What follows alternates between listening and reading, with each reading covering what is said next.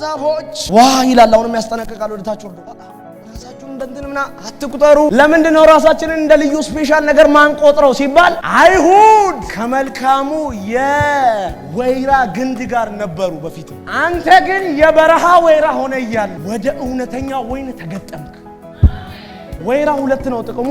አንደኛ እንደማንኛውም እንጨት ተልጎ ምን ተደርጎ ጠረጴዛ ወንበር የመሆን አቅም አለው እንደማንኛውም እንጨት ሁለተኛና ዋና ፐርፐዙ ዘይት ማመንጨት ነው ዘይት የማያመነጭ ከሆነ ወይራነቱን አጥቶ ተራ እንጨት ሆኗል ይሄ የበረሃ ወይራ ደግሞ እንዳያመነጭ በረሃ ውስጥ ነው ያለው ደረቅ ነው ምንም አይነት ዘይት የለውም ለጋ አስተካክለ ልቀመጥበት እንዳትል ጠመዝማዛ ነው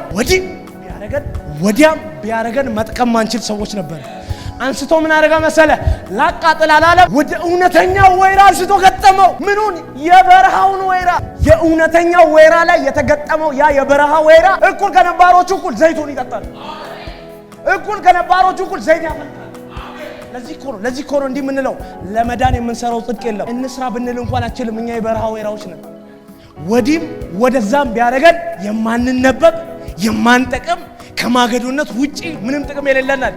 ዛሬ ተነስቼ እኔ ኤቢሳ መልካም ነገር ቢገኝ እውነተኛው ወይራ ነው እውነተኛው የዘይት ምንጭ ነው እኔማ የበረሃ ወይራ ነው